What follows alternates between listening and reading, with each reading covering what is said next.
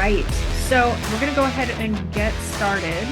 While I share my screen, why don't the two of you give a little more thorough intro about why you're experts in this area or why you've had a lot of experience with it? Hi, everyone. My name is Shannon Wiggen. I work for a company called Active Prospect. We are the leader in the consent-based marketing space. And I am working in operations and project management and related roles for over 20 years. For the last 5+ years, I've worked at Active Prospect, which does have a consumption or usage-based model. So I have a lot of experience because that's what we do, and that's how we recognize and analyze our revenue and operations, both on the usage-based and commitment level as well. I'm happy to be here. Awesome. And thanks for coming. I'm James McArthur. I am the head of RevOps here at new.io. We're Salesforce native quote to cash. Usage-based pricing is very close to my heart. We're a revenue lifecycle management platform because I said quote to cash and that was the wrong phrase. It is right, but it is just wrong for right now. But I've been in the RevOps world for a long time at this point. I started out doing a lot of consulting with companies like at GoNimbly, where I was working with companies like Twilio, Coursera, PagerDuty. I got to see a lot of different revenue models, how they were applied through my own consulting and work over the years. I've gotten to implement a lot of different systems around usage-based pricing, consult with a lot of companies around their usage-based pricing, and frankly, it's a bit of a mess in the world. And I'm really excited to talk through some of those use cases and where you can avoid it using the right systems or just frankly the right thinking around your pricing structure and how you're selling your product. So while I introduce myself, I'm going to go ahead and launch the poll. I'm Camela Thompson, head of marketing at RevOps Co-op. Before that, I spent a long time in B2B SaaS and started hearing about usage-based pricing probably like 2009 to 2010. The interesting thing about that, and it probably hasn't changed as much as I'd hope, was we didn't have any of the architecture to actually track usage, especially not in real time. When I worked in data storage, cloud-based, we were getting a lot of reports from Amazon and trying to calculate bills as close to real time as we could, and it was terrible. So I have drama. All right, it looks like we have a couple people still thinking.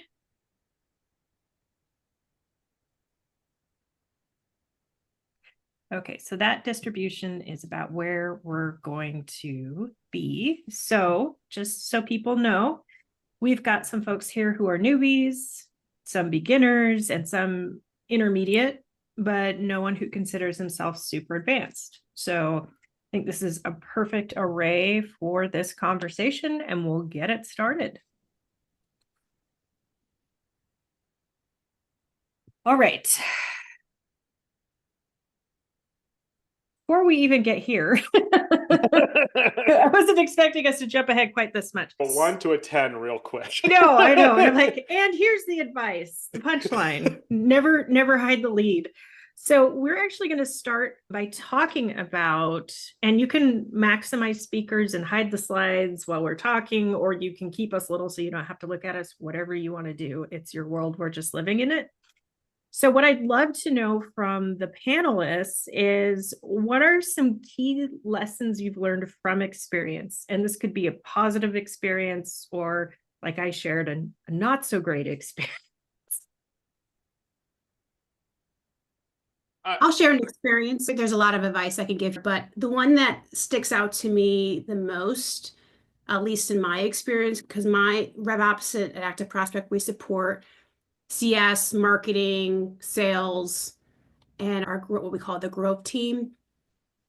It's really setting up proper expectations with not only your sales and CS members, but your prospects and customers and what that means. Where I somewhat have PTSD and what can get really gnarly is that if you are expecting a consistent invoice, in our case, we invoice monthly, and they're able to predict their spend, and then they spike in usage 1 month or 2 months, and they get really So if the team is not setting expectations up front during the selling process, and then also working with them actively during the onboarding and regular check-ins with your customers to give them a heads up that hey, maybe we want to negotiate your contract to upgrade or downgrade to a different tier. Just making sure transparency is there within the team and setting expectations up front, and then working with their customers as an advocate so you don't have some angry customers with you. So that'll be my first topic. Great lessons. James, how about you?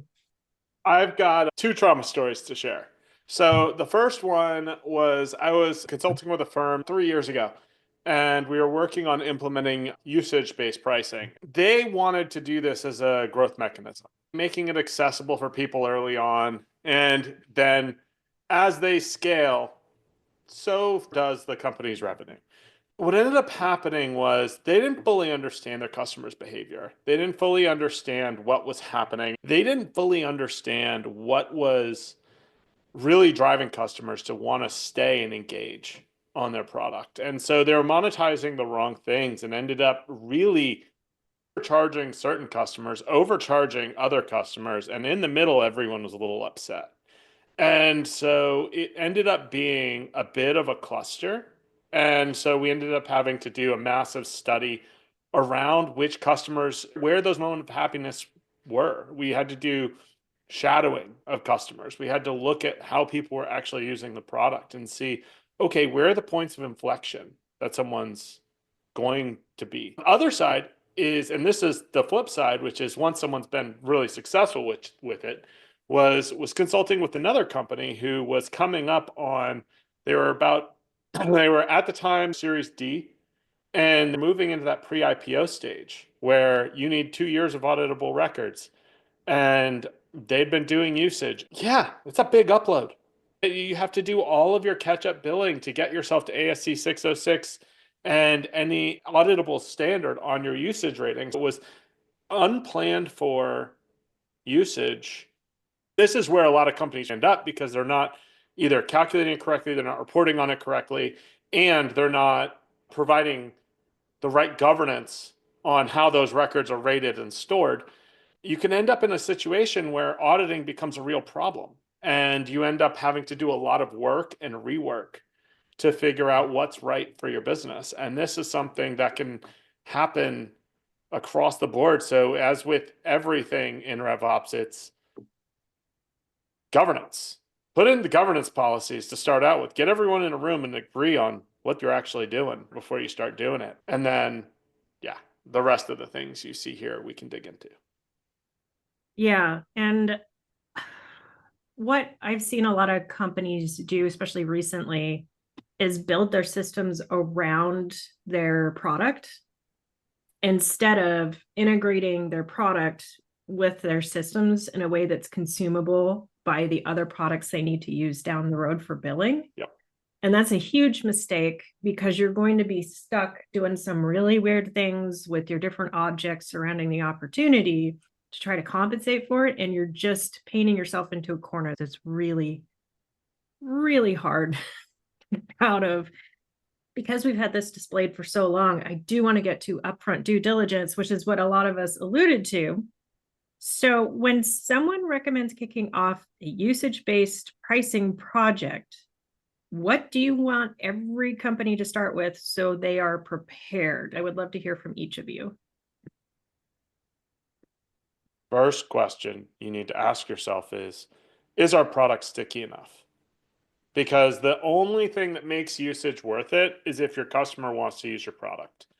If your onboarding isn't good enough, if your product doesn't get people to use it, if you don't have a good retention flow on a user by user basis, if you can't pull them in and keep them there, your product isn't right for you. Maybe it will be down the road, but it's not yet. So is your product good enough is the first question every team should be asking before they start implementing usage.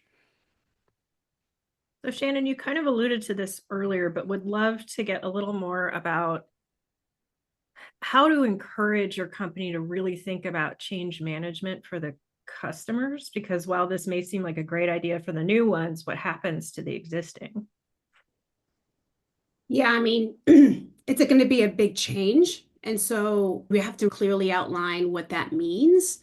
We have some complicated invoicing because we have a lot of components that drive that final invoice number, and that can be overwhelming, and maybe they don't really understand it. It's easy to ignore and go, yeah, I got that all. Setting up the expectations up front of what that means and potentially doing a what if analysis of the current state and the potential future state with the customer so they can properly forecast their spend, because it is going to go up and down. You have to encourage your customers to really think about their spend and their ROI. And in our case, hopefully they're leveraging our products and services to help them make more money and save money. Ultimately, for forecasting purposes, understanding how much money they have in their budget is not as clear as math you would like. So really putting tools in front of them so they can predict that, and maybe an ROI calculator to understand, even if you're spending more money with us, you're ultimately still saving money, because the more you're using our tool, the better the quality of the leads that you're getting, and at least in our situation. So really setting that up, it's going to be a change, and with any change, you have to properly plan that out to make sure that not only your internal team understands that, but they're setting proper expectations and potentially some helpful graphs and a what if situation, so they are properly educated. I think it's easy to potentially sell someone on a new concept and then they don't quite grasp it until they start getting the invoices.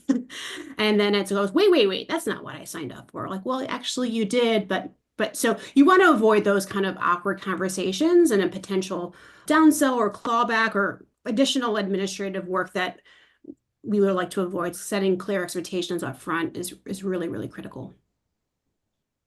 Wouldn't it be great if operations people were involved when they start to think about usage-based pricing? Until usually we're told we're going to do usage-based pricing, and then it's really hard to make the changes in all the systems that you need to make retroactively.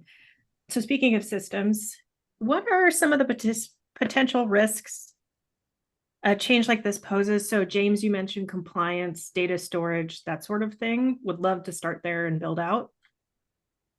Yeah, I think the potential risks are anytime you are connecting two systems, the ligatures that you're putting in place that are going to push and pull from either system, those are the first things to break whenever a thing is changed. So it's understanding how those systems are architected, understanding the connection points between those systems is absolutely critical for success. Being able to understand how downstream you're actually going to be capturing said revenue.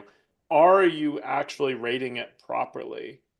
And again, speaking to before around access and understanding those things, understanding who can actually make changes to what's being invoiced. Because at the end of the day, all of this is about charging your customer fairly, evenly, and correctly, ensuring that all of the plumbing is right for your entire usage basis. As you mentioned, Camela, it's if you don't know the exact point that you're rating against, if every single time someone does that thing, you don't get a signal that says, hey, charge this person, charge this person, charge this person, charge this person. If that doesn't happen, you're throwing money into the void. If you don't plan the downstream effects, if you don't think about this like a plumber walking into a house, it's you need to get water from the boiler to the shower on the top floor.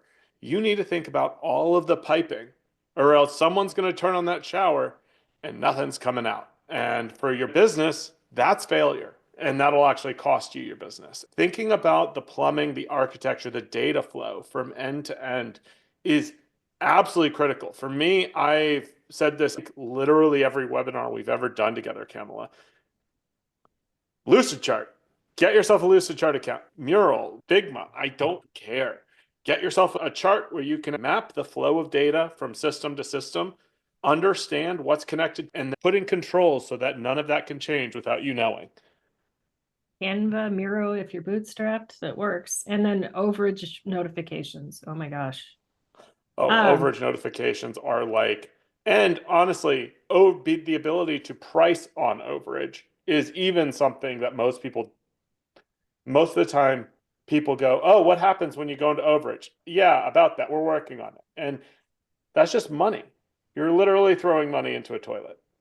We'll get to escalations and all that, I promise. Shannon, would love to hear from you. And we had a question about how to handle sales commissions that plays beautifully into this. There are a lot of internal facing people who are impacted and nervous from this, like finance, quotas, how much they're paying out, sales, how does this negatively impact my paycheck? What are some things people should consider? And then we'll go more specific into sales commissions. So what are some of the areas in general we need to consider? Yeah, it's a great question. I think just making sure that the change that you're considering is ultimately aligning with the desired behavior of your team. So if you're building incentive commission plans and incentivizing the proper behavior, you need to really think about what that proper behavior is and that it's aligning with how the commission structure will be. And so don't forget about that. I mean, that's really important to keep your team motivated and feeling that they're going to be justly rewarded for their efforts. And I can speak specifically about how we do commissions at a high level. We want to encourage, at least in our situation, if it's a new customer that they're not sure how much they want to use and they're a little bit gun shy, and maybe you bring them in a lower rate, which means their usage rate might be a little higher. Very similar to the cell phone minute analogy. Your rate kind of gets better with your volume increases. And if you go over, you get dinged a little bit. We wanted to make sure that sales directors felt like they were going to be justly rewarded. And so even if the customer or the prospect was going to start at a lower level and that results in maybe a lower comp than they were hoping, we do compensate on all overages as well. So it's the commit amount and really separating what they're committing to for the year. At least in our case, we have a decent amount of our total revenue that comes in overages. By explaining that whatever revenue we pull in as a company that you are responsible for bringing in, you're going to be rewarded for. So you're not limited just to what was committed, and so then it overages. And then also that allows them to kind of crawl, run, walk into a more mature setup with us from a billing commitment level. So they start small and they grow within the first year, then everyone wins. That's my takeaway in that. James, I'm going to have you build on it a little bit. Chris kind of clarified his question in the chat as well. A big struggle is the uncertainty and not knowing where a customer is going to land and how much someone will be paid if they're paid in arrears like that. How do you recommend handling that? And I see Shannon nodding.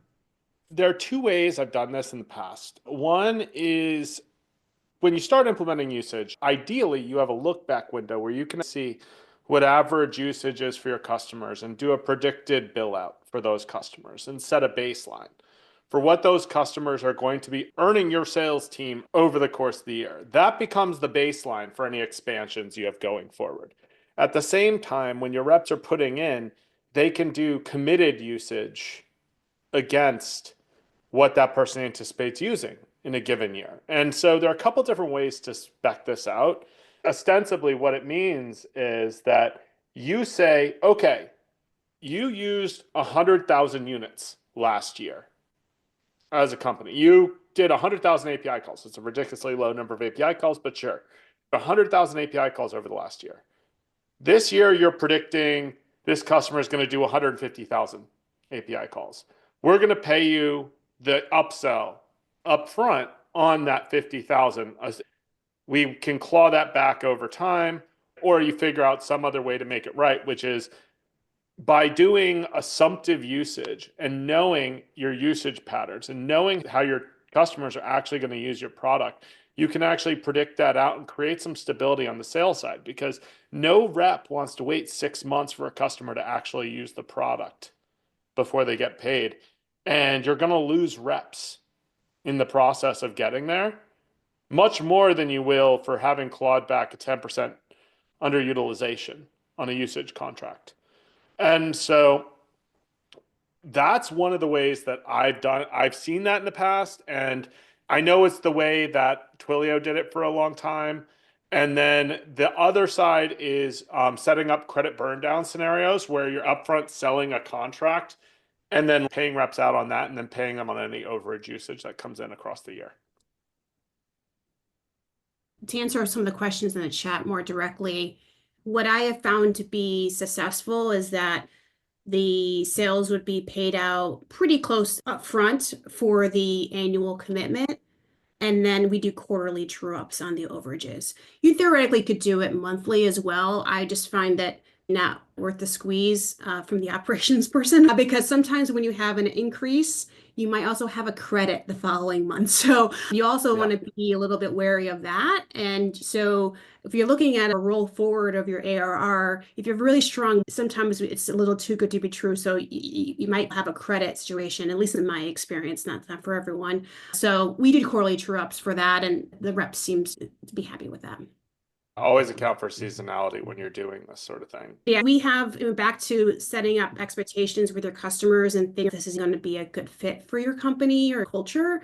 Who are your customers and do they have seasonality? We work with different types of verticals of companies or B2B, and some have insurance, they have seasonality, or maybe they're a marketing company and they have a campaign and they have seasonality with that as well. And so that is something that you really need to understand your customers and the types of customers and figure out this is going to be worth it for the bulk of your customers and for you as a company and all the other planning that needs to go involved. Seasonality is big, and in setting up different options, we tend to have a monthly spend, but sometimes we've also considered having an annual spend. So let's say that your seasonality goes up and down.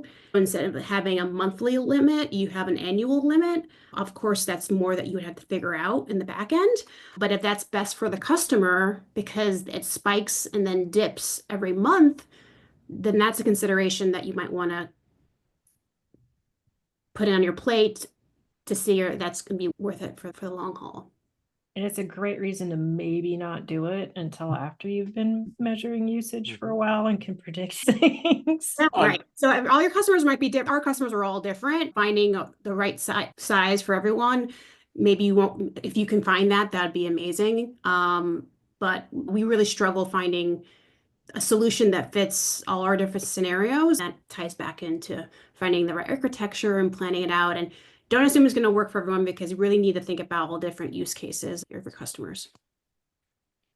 Mitchell has a question, and I'm not sure I understand it. I'm going to be real honest, but I'm going to read it as is, and maybe I'm just missing something. Do you find that there is a consistent line for the handle all use cases? We have challenges sometimes pushing back on product or sales when they close deals that are not set up.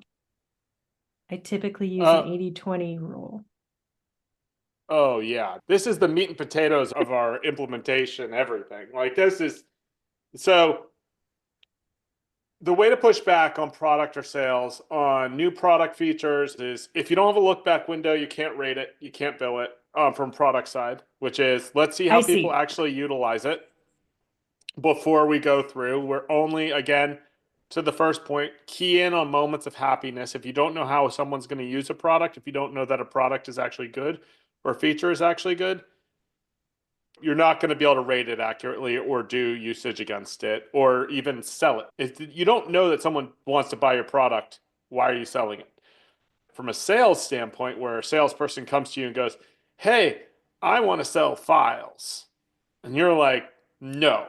The reality is, if you have no means of rating it, then try to structure that. The way I would do it is if it's something that you actually reach an inflection point and you go, you know what, I've had like 15 requests for this. This is something that would generate $1 million of revenue over the next 2 years.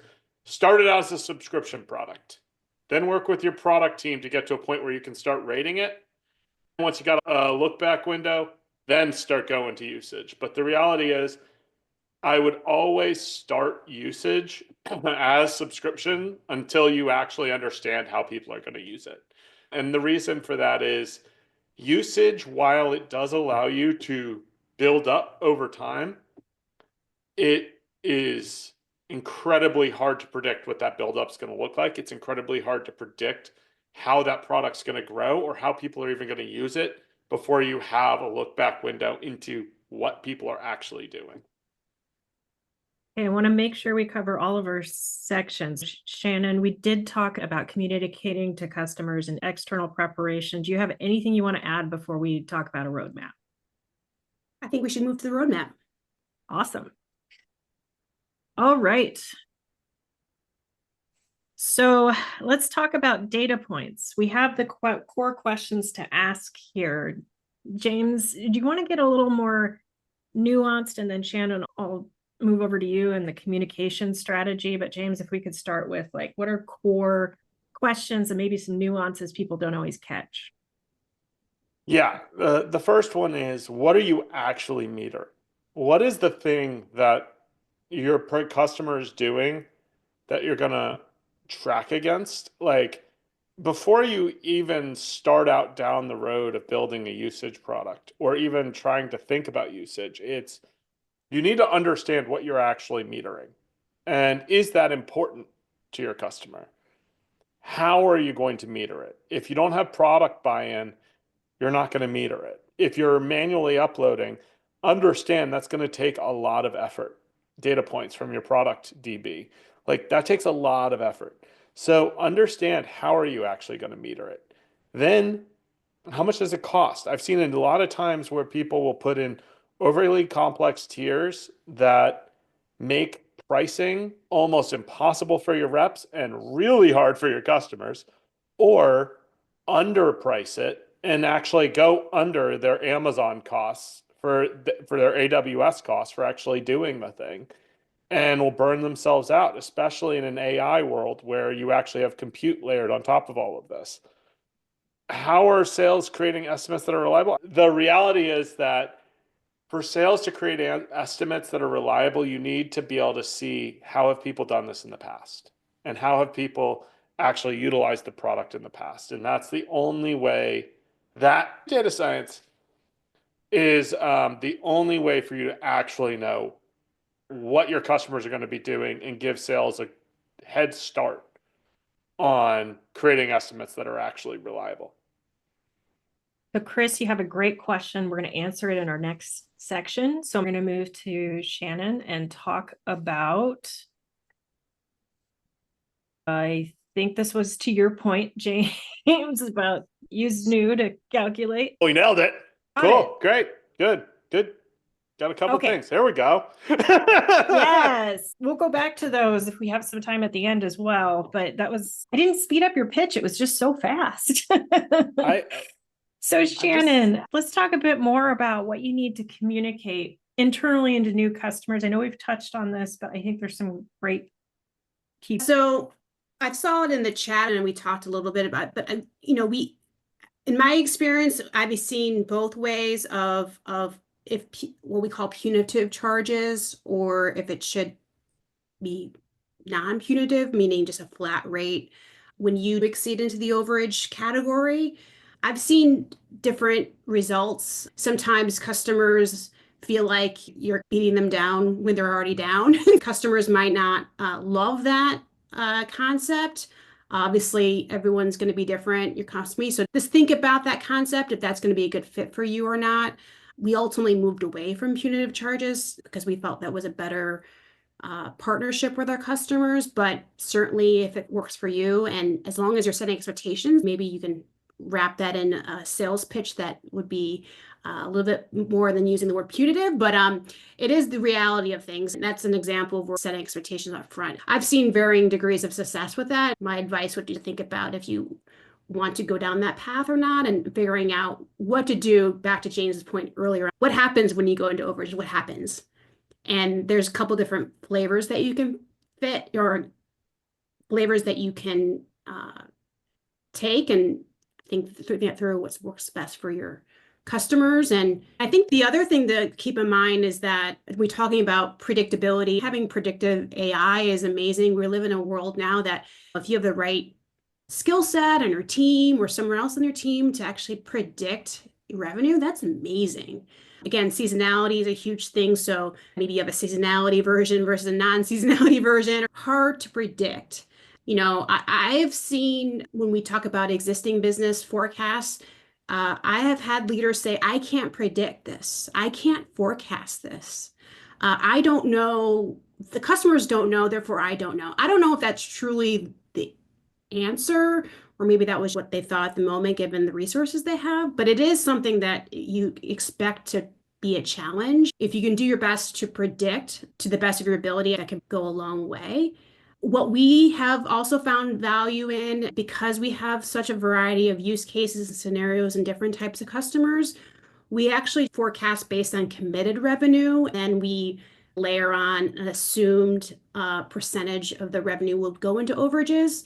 So that's not exact, but directionally we understand at the aggregate level or perhaps at a vertical level where we think the revenue will land. That's not at the customer level, but perhaps in a perfect world, you could get to the customer level and then roll that up. But for now, that's challenging. So as a short-term solution, which works pretty well because we have an understanding, we've been doing this for over 20 years as a company, subscription revenue specifically versus usage revenue, and understanding that mix month over month is really important. It's not just all revenue, it's two different buckets.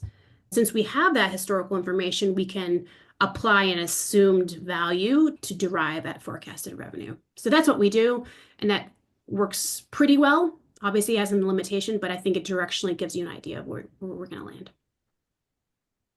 Fantastic. And I would add, as somebody who has owned enablement several times, it is critical to plan how to equip your sales and customer success team to answer questions, give them language that has been carefully thought out, and explain why that language is being used to communicate to existing customers and future customers, how to set the right expectations so customer success doesn't get set on fire.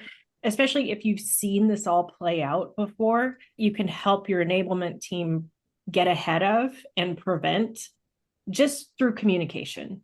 It's magic. So we're going to go to the next section, which is technical considerations. And we're going to start with Chris's question, which is talking about gathering requirements upfront, then finding a vendor. Would it be a bad idea instead to investigate vendor capabilities, then define your business requirements based on what is feasible to implement with the available tech? I always gather your business requirements before you start down the path, because the reality is shiny object syndrome is very real.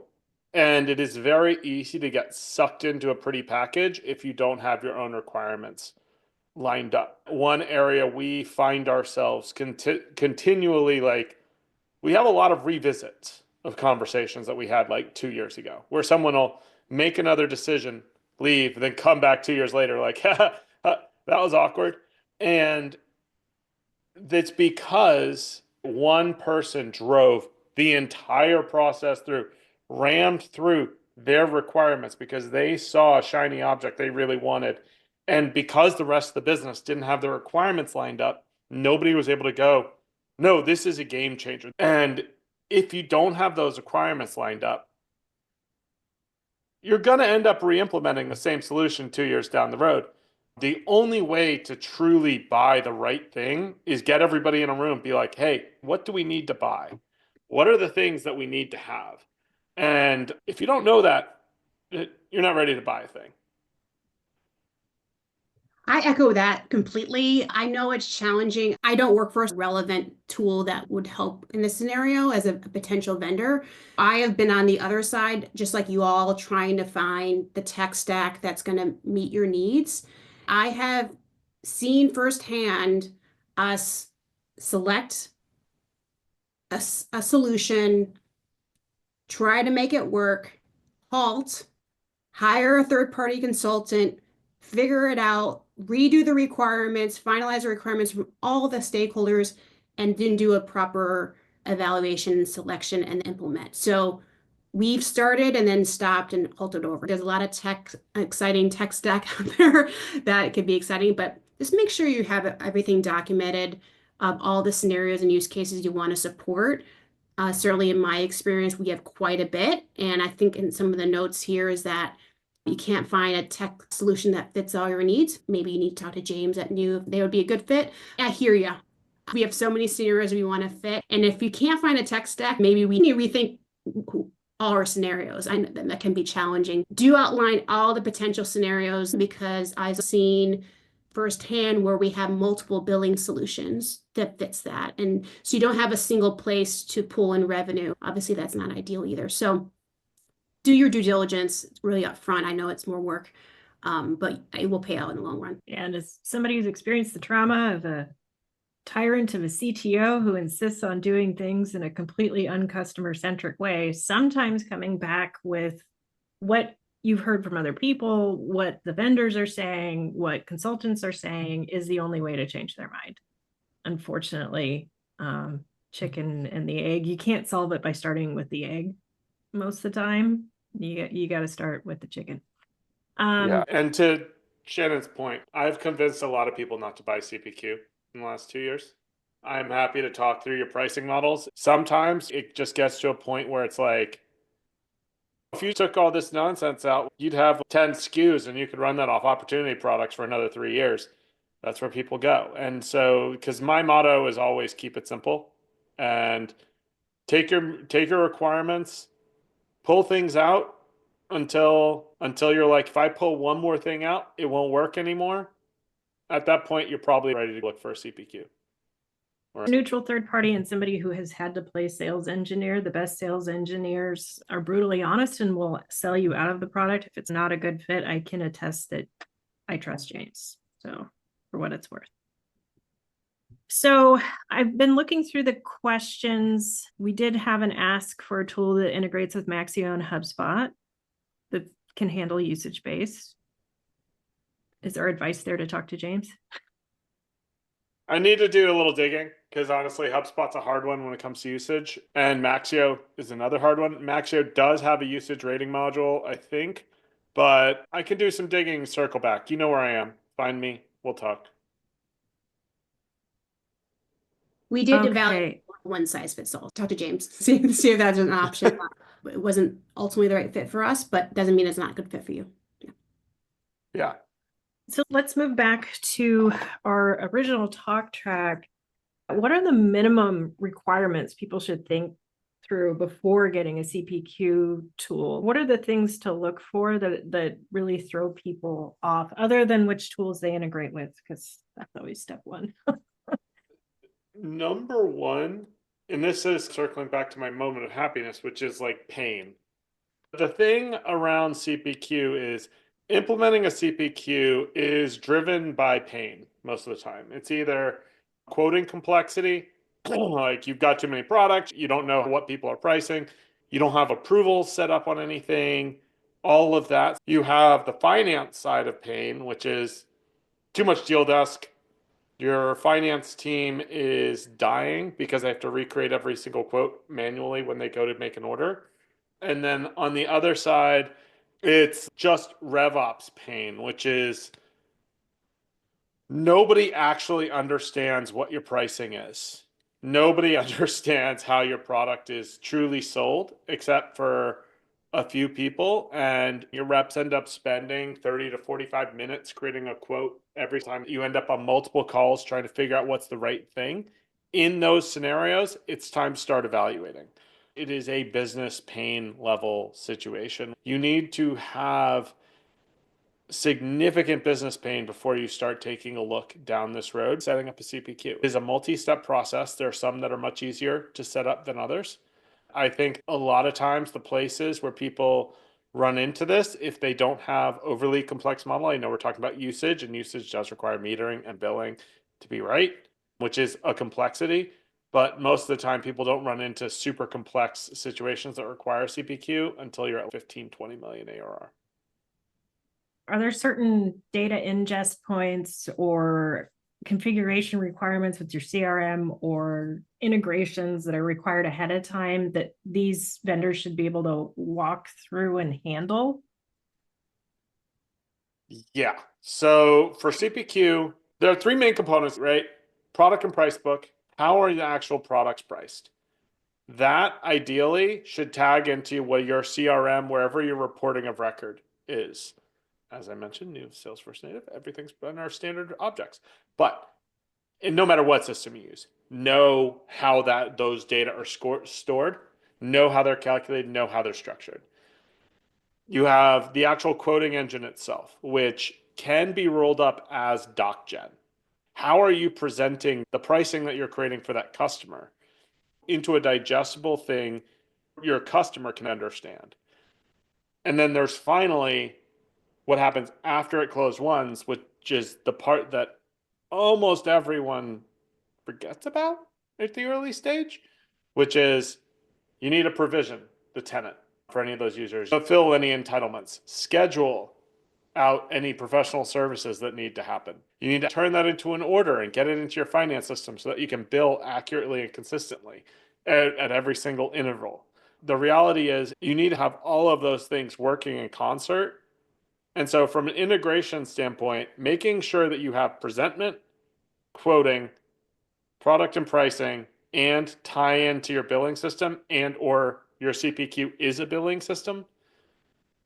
If you don't have those things figured out, then you should probably think about this. From billing side, there are a whole bunch of other things that we can talk through.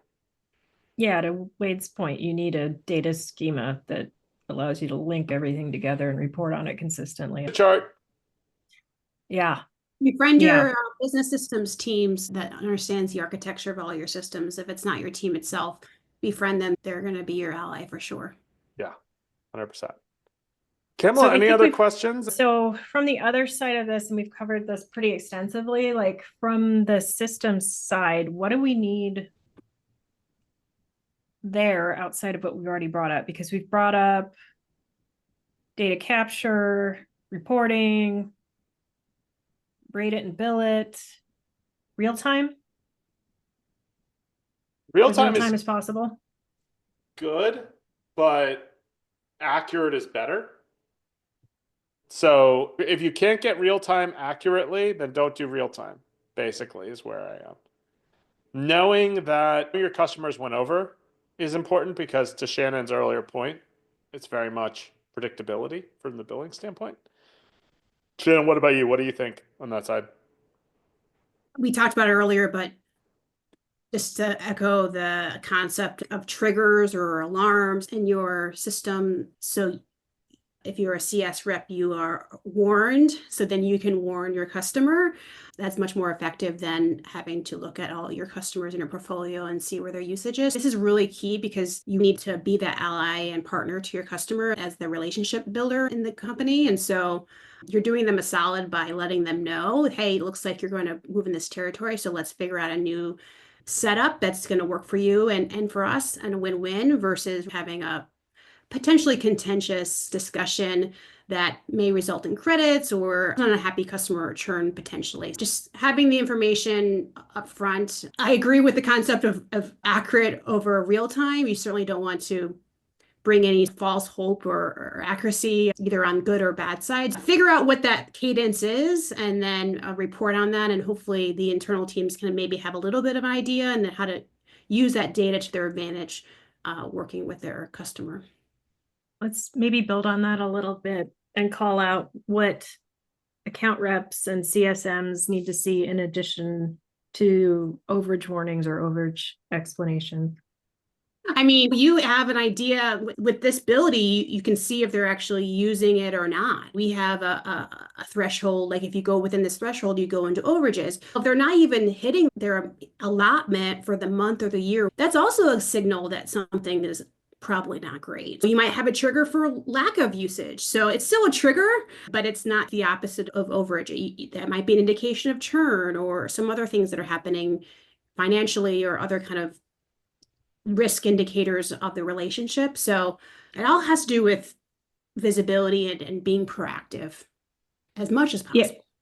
I mean, plan for escalations from the customer and complaints and a path for managing that. Sometimes it warrants building it out.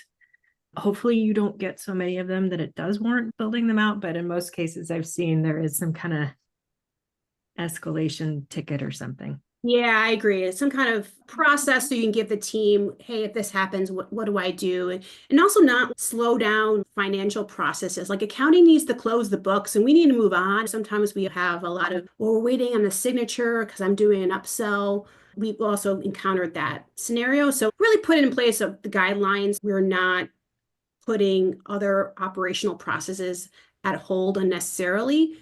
We can address those or right size them after the fact. Back to communication with the customer. There's a lot of things that go in play that teams will be impacted that you just want to think about. Do you believe CPQ system should be aware of actual usage during the contract term?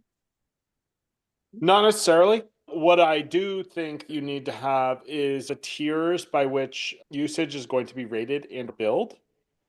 That needs to be consistently kept across your stack. If you quote something out, and let's say the first 100 times someone uses the thing, it's $1.50. The next 1,000 times they use it, it's $1. If at contract renewal, that changes to 90 cents for the next 1,000 things, if that linkage isn't there, you end up breaking and not charging that customer the right amount.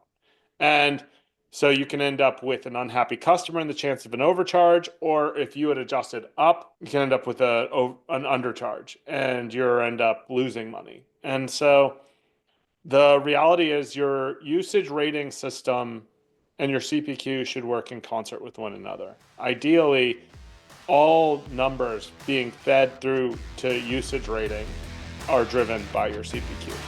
There should be no daylight between those two systems. Shannon, any parting thoughts as we close the hour?